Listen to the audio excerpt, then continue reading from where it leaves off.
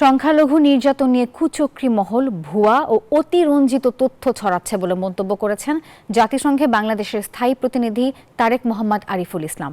বৃহস্পতিবার সুইজারল্যান্ডের জেনেভায় 2 দিনব্যাপী জাতিসংঘের সংখ্যালঘু বিষয়ক ফোরামের 17তম অধিবেশনে বাংলাদেশের সরকারের পক্ষ থেকে এই অবস্থান তুলে ধরা হয়েছে। শুক্রবার পররাষ্ট্র মন্ত্রণালয়ের এক সংবাদ বিজ্ঞপ্তিতে তথ্য জানানো হয়। বলা হয়, অন্তর্বর্তী সরকারের প্রধান লক্ষ্য হল সংখ্যালঘু সম্প্রদায়ের সদস্য সহ দেশের প্রত্যেক নাগরিকের নিরাপত্তা ও সুরক্ষা নিশ্চিত করা। ফোরামে বক্তব্যে কয়েকজন বাংলাদেশের সংখ্যালঘুদের ওপর নির্যাতন হচ্ছে বলে অভিযোগ করেন। এই বিষয়ে বাংলাদেশ সরকারের পক্ষ থেকে তারেক মোহাম্মদ আরিফুল ইসলাম বলেছেন, দুর্ভাগ্যবশত বাংলাদেশের মানুষ যখন ধর্মীয় সম্প্রীতির গৌরবজনক উদাহরণ তৈরি করেছে, তখন আমরা দেখতে পেলাম সংখ্যালঘু নির্যাতন নিয়ে কিছু কুচক্রী মহল ভুয়া, মিথ্যা ও অতিরঞ্জিত প্রতিবেদন প্রকাশ করছে। দুঃখজনকভাবে এই ফোরামেও আমরা সেটি হতে দেখেছি।